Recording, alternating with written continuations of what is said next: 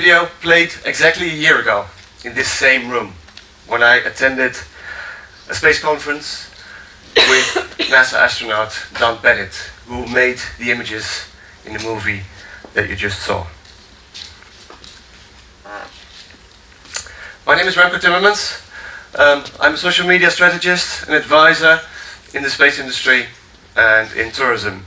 I'm also the executive director of an organization that organizes the largest space event in the world on behalf of the United Nations Office for Outer Space Affairs, called World Space Week, held every year in October. I'm representing Destination Space today. There is no DMO for that destination. If there were a DMO, it would be this United Nations Office for Outer Space Affairs. And in fact, the director of the United Nations for Outer Space Affairs has been designated the ambassador of humankind if ever aliens would land on Earth. But space is not a destination. The way I see space and the way most people in the space industry see space, it's a destiny. And we're talking about a very long-term strategy here. It's not a destiny in the next 10 years. It's a destiny in the next 100, maybe 1,000 years. As a destination, space has seen 8 tourists at the moment. People that were able to pay $50 million to hitch a ride on a Soyuz rocket to the ISS and spend a week looking at Earth. Space is not a destination. This is not about tourism.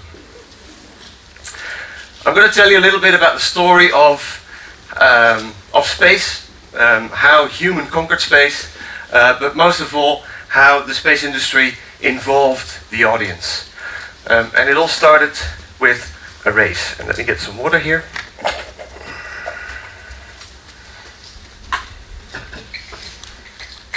The space race started in the 50s.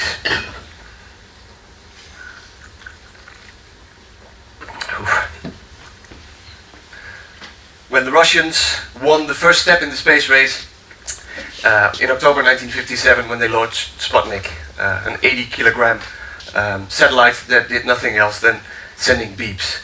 It shocked the world. It shocked mainly the United States. This was the beginning of the Cold War era, and the Russians won the first step.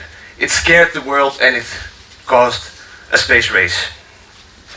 The space race was an interesting period of time that created heroes, created public heroes that caught the attention of all Americans, of all Russians, of all Europeans, that followed these people as if they were big celebrities, big stars.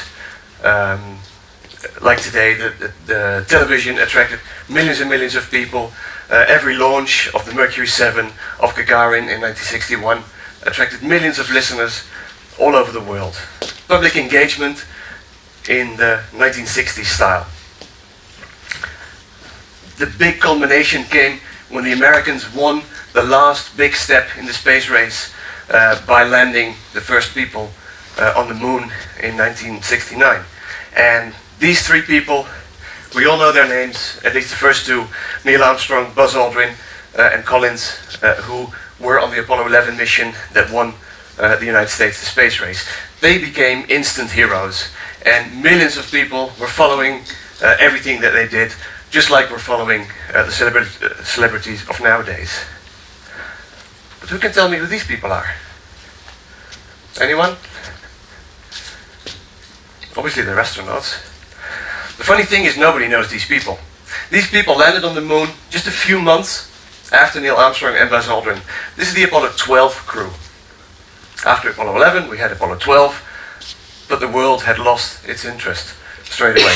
Apollo 13 was a little highlight because a lot of stuff went wrong. They didn't go to the moon, but they got the people's attention. But Apollo 14, 15, 16, nobody knew about it. And the public interest basically followed the same line as the budget that the US government allocated to NASA. A big peak, a big spike in the 60s, and then a constant drop until today, basically.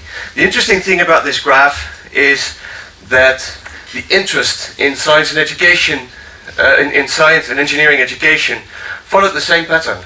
With the big public attention, it was cool to work in science and engineering, following all these rocket engineers, all these rocket scientists, following their great example and bringing the nation into the stars. National pride was a big driver for development in space and for education and for engaging people in several ways in what was happening in science and engineering. But after the Apollo program, actually NASA cancelled Apollo 17, 18, 19 and 20 because the public had lost interest, politics had lost interest, and the heroes of the Apollo missions after Apollo 13 were basically unknown. In the 1970s, early 1970s, the US government, NASA, developed the Space Shuttle program. We all have heard about the Space Shuttle program, but the Space Shuttle program was never really a big thing in the eye of the public. It was very difficult to engage the general public in what happened with the space shuttles. The space shuttles flew 135 missions altogether between 1981 and 2011. 30 years of space shuttles, 135 very expensive missions that nobody really cared about. Except for a few. At least this is the one that got my attention in space raised, was the launch of the very first space shuttle, STS-1, launched in 1981. It was new, it was exciting, it was a new, easy way to get into space for the Americans, and many people followed the two test pilots that tested the shuttle system. But like with Apollo, the second launch nobody saw. And after a few launches, television stopped broadcasting, people lost interest. Until the 25th flight. We all know about Challenger in 1986, big disaster, killing all 7 astronauts on board. Suddenly it became a television thing again. As it goes nowadays, if there's incidents, people are interested, otherwise we don't really care. Similarly, the 113th flight in 2003 exploded upon re-entry into the Earth's atmosphere, losing Space Shuttle Columbia and again killing all 7 crew on board. Until flight 135, and then suddenly everybody realized the space program is over. The last shuttle launched in July 2011, and for many Americans that was the end of the space era in the United States. But they're wrong. There's never been a more exciting time in space exploration as now, 2014, and the next 10, 20 years. There's a lot of stuff going on, not necessarily in the United States, not involving big, massive rockets, but involving much more diverse and very interesting projects. Also interesting for the general public. Mars 1 is preparing a one-way mission to Mars. Very controversial. Many people know about it, most people don't. The Chinese, they're about to launch their second space station. They're making big steps. Commercial spaceflight, a company called SpaceX by Elon Musk, the guy who made PayPal and Tesla big. And of course, space tourism with X-Core, with Virgin Galactic taking the stage right now. There's a lot of stuff going on, yet it is increasingly difficult after the big landing on the moon to interest the general public. We have the International Space Station.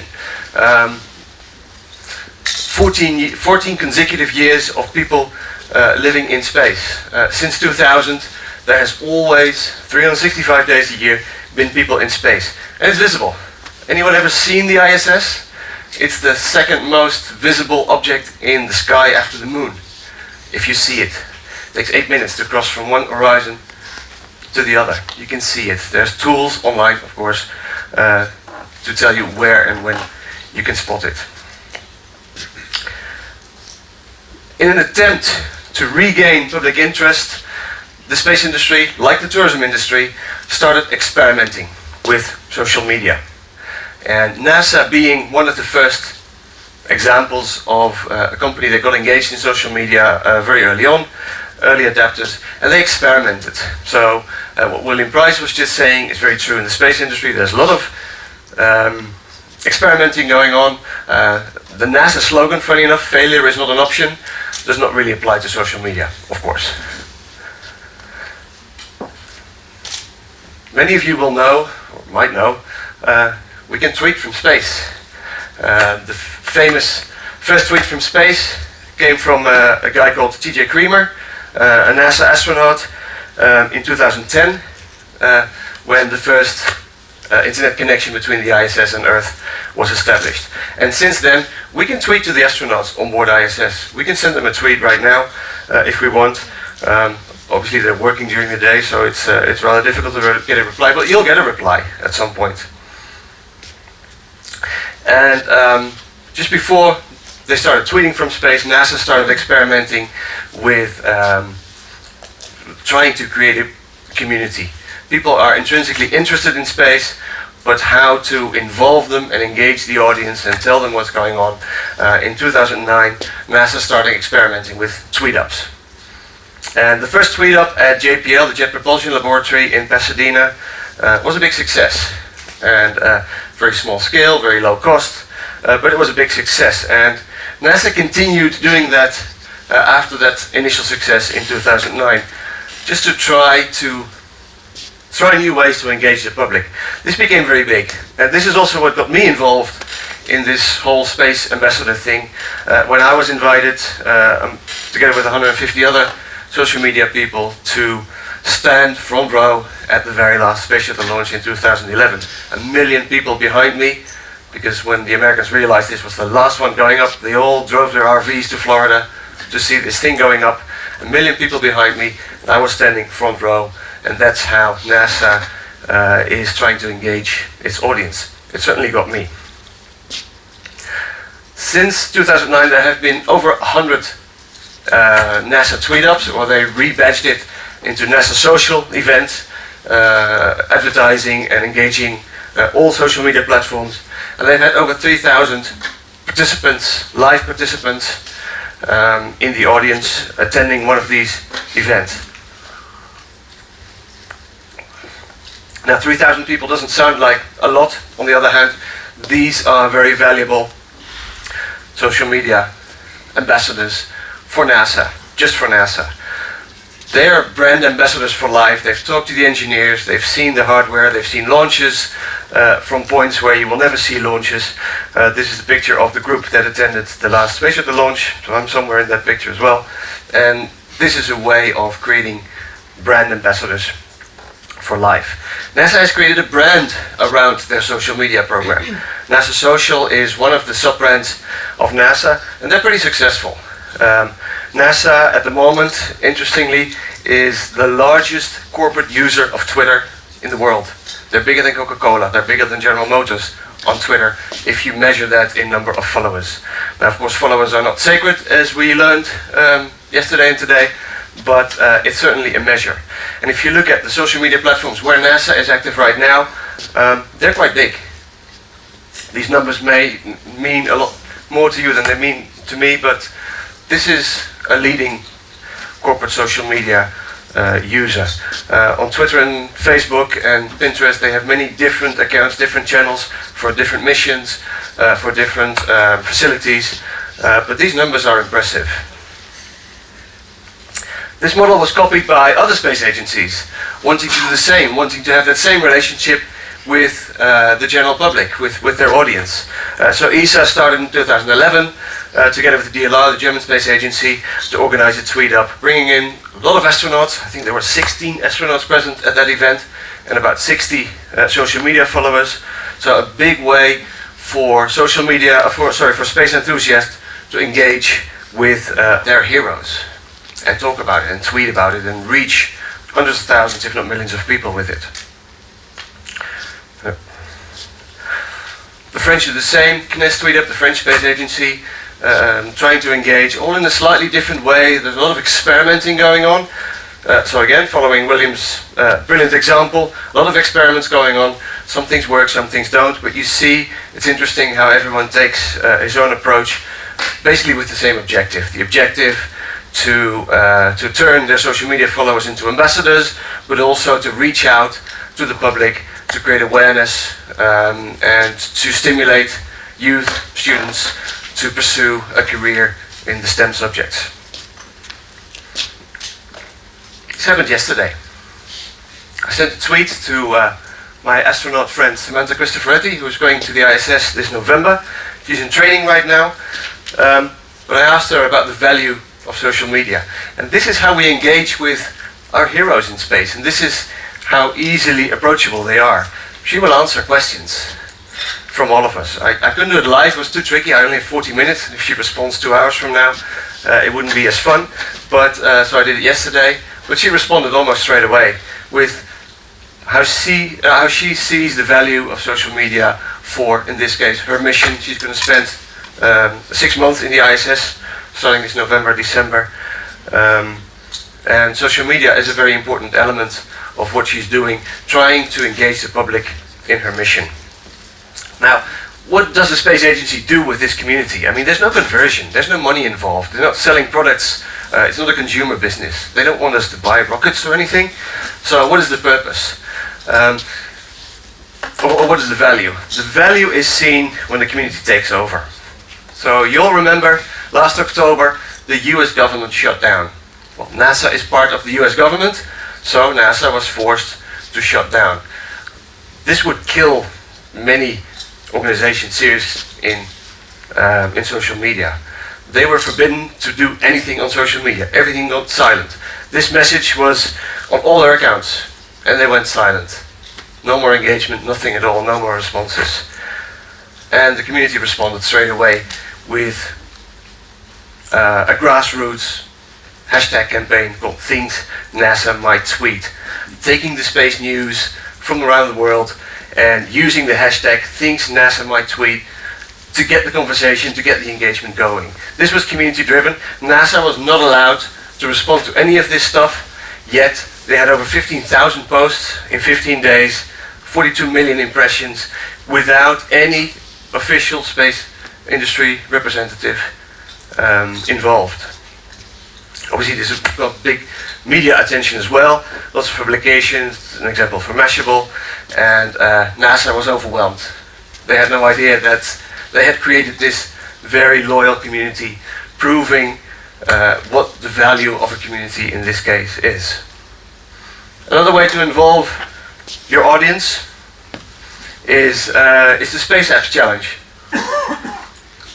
It's organized by NASA, and the only thing that NASA does is make their data available, and they're asking their ambassadors, people that support them, to help them think about creative ways to use data coming from space. There's terabytes of data every day coming from satellites, pictures taken by astronauts on board the ISS, a wide variety of data, terabytes of it, that even NASA cannot do everything with all the time. So they're asking the community to help them build applications that are useful to people in society based on space data. Co-creation, crowdsourcing, great opportunity for destinations, random destinations that want to do something in high tech, host a Space Apps Challenge, and that puts you on the map, on this map anyway. An important element of space, as you saw in the space race, is storytelling. Now obviously this was what the television did in the 60s, 70s and 80s. They built stories around all these launches and all the developments that were going on in space. And this role is being taken over now in social media because rocket science itself is rocket science, not really the most interesting to the general public, so you have to repackage it somehow. Obviously I'm preaching to the choir here because this is what you do every day, and this is what the space industry had to learn. Space industry is a very technical, engineering-driven business. Engineers don't really like to talk about their work. What they do is kind of complex and maybe boring for the audience, so they don't talk about it. They have other people that try to repackage it and make it appealing to the public, because the stuff that's going on is actually exciting, but you shouldn't let the engineers tell it. So they come up with these things, connections with the movie industry. Again, something we saw this morning, we saw yesterday, that the movie industry could be an example. Now William said it in his presentation, is looking at movie stars to relate to the audience in a different way. And maybe attract different audiences that are not intrinsically interested in space, but like to see pictures like these. Can you play that movie, please?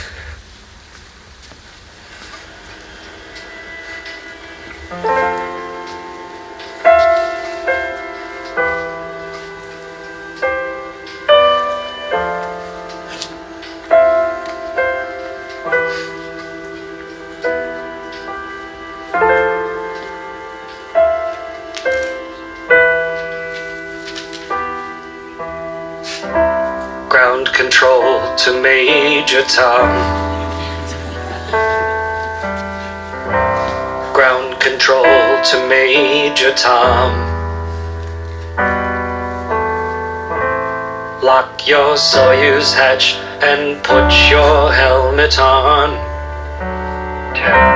Ground control to Major Tom. Commencing countdown, engines on.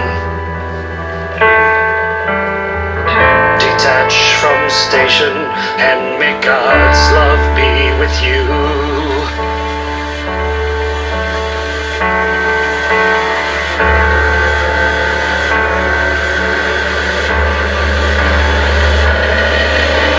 This is ground control to Major Tom.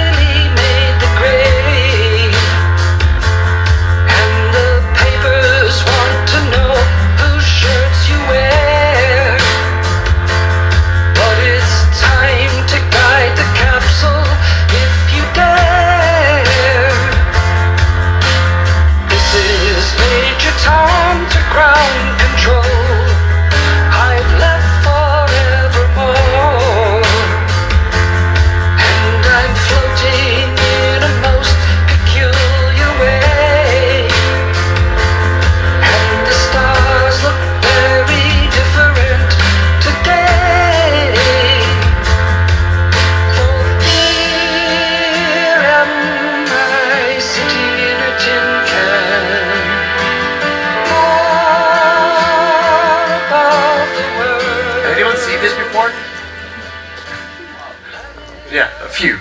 Very good. Actually, 21 million people saw this. This was an unexpected, enormous hit by Commander Chris Hadfield. Chris Hadfield is a Canadian astronaut who was in the ISS last year, who is an amateur singer-songwriter, and he's also good at social media. Maybe not necessarily himself. His son is running a very large social media agency in Vancouver, and with the help of his son, of the Canadian Space Agency, before his mission, they set up some experiments. And this experiment involved a phone call to David Bowie, saying, hey, we have a nice idea, can we cover your song and we make it a little bit more realistic? And David Bowie said, yeah, sure, go ahead. And I wouldn't say it became a bigger hit than David Bowie's original, but it certainly became a much bigger hit than anyone involved expected. 21 million hits on YouTube, I think, is significant, and it surprised everyone. And Chris Hadfield, through this, but also through his almost daily YouTube videos on simple things like brushing your teeth in space, washing your hair in space, going to the toilet, quite a classic one that always works with children, how to prepare food, etc. By doing all these things on social media channels with some help, again attracted a whole different audience. People interested in David Bowie, in music in general. How do you involve them in space? It's probably more difficult to get people engaged in space and involved and interested in space than it is in tourism. I didn't see space in Ryan's list yesterday.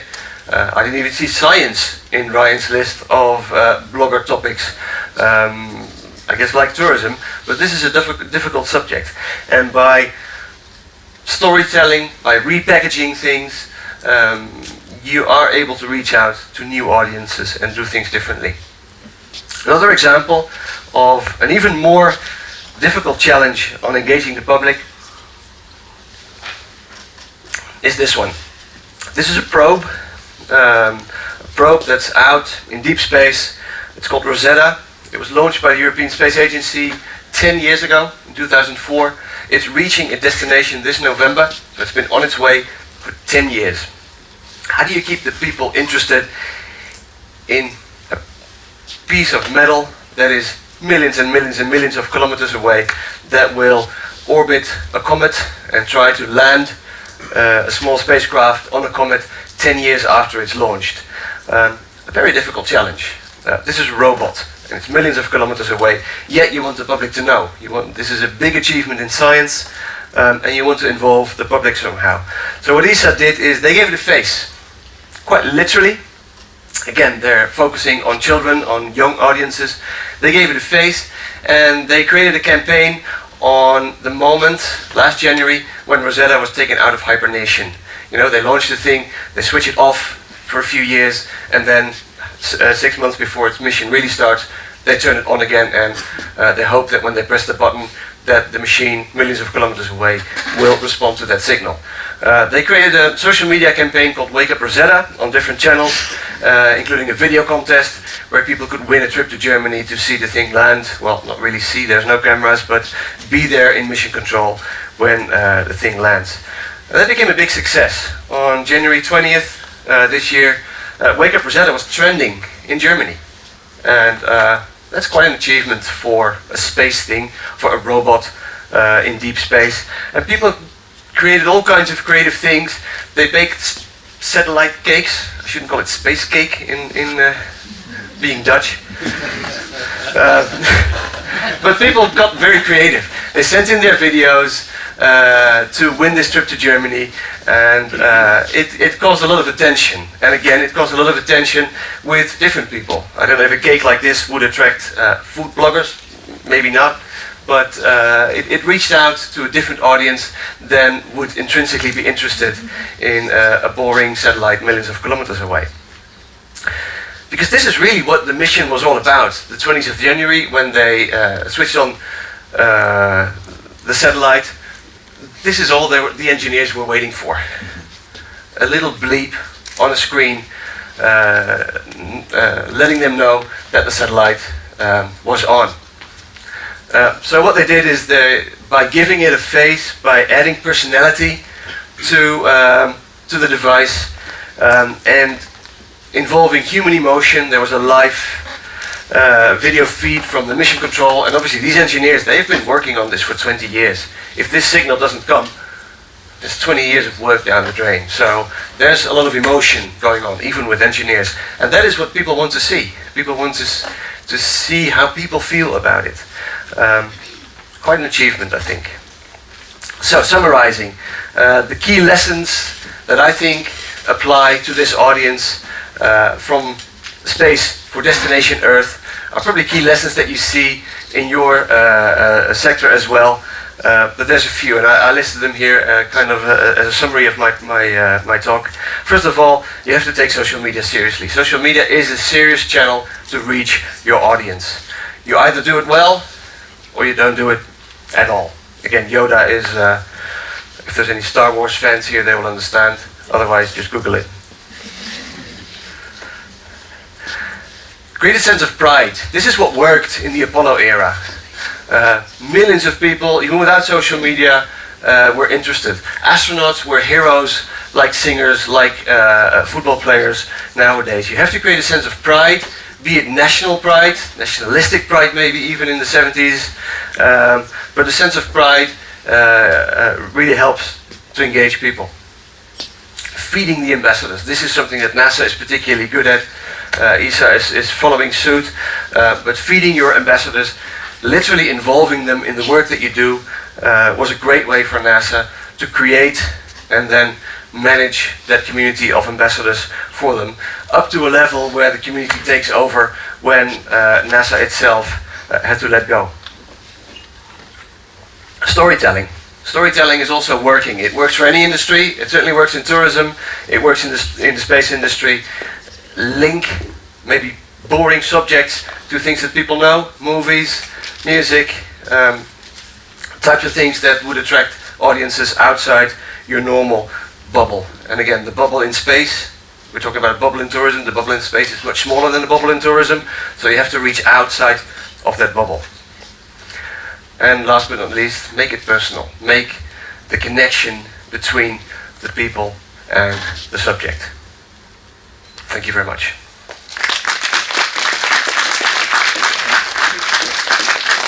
Thank you, Remco. Some questions from the audience.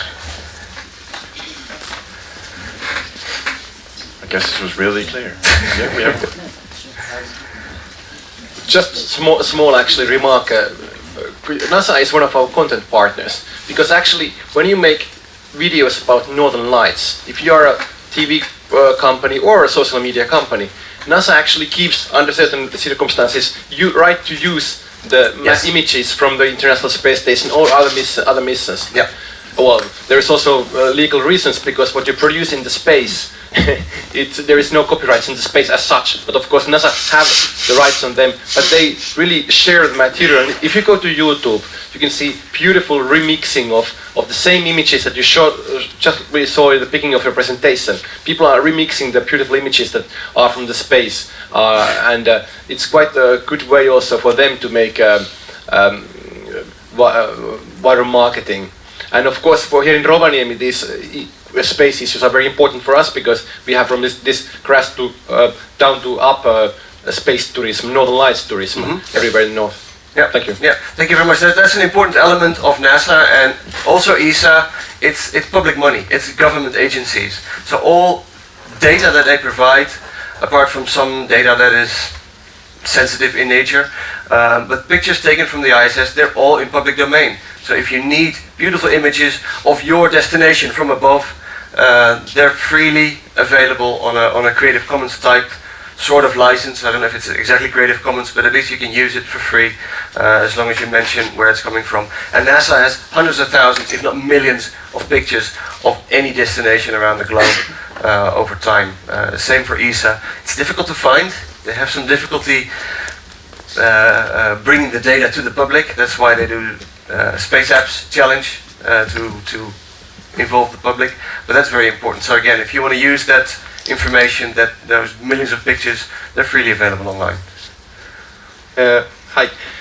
We were talking about it last night, just our case, Emilia Romagna, when we had the Italian astronaut Paolo Nespoli. He was a really active tweeter, and we used his content about Italy and the region on our social media channels, like the pictures from above, and they created a lot of engagement, on our channels. So I think it's also good content, like for the video case of the Santa TV of the, Northern Lights. And yeah, exactly. And again, Italy has an opportunity now with Samantha Cristoforetti going up. Samantha is one of the most active astronauts on Twitter, and obviously they get social media training before they go up into the ISS. They are trained by social media professionals, but it would be an opportunity if your astronaut goes up to engage with that person and see how they can help you, and just follow Samantha's Twitter stream, and you can see that she's getting involved in all kinds of promotional activities. As long as it's not too commercial in nature, she will be very happy to participate, because again, this is getting the space message into different audiences. So thank you. Any other questions? Maybe then a question to the audience. If space would be a destination, who would like to work for the Space DMO? Can I see some hands? A few. Okay. Okay. Very So good. we have a few recruits.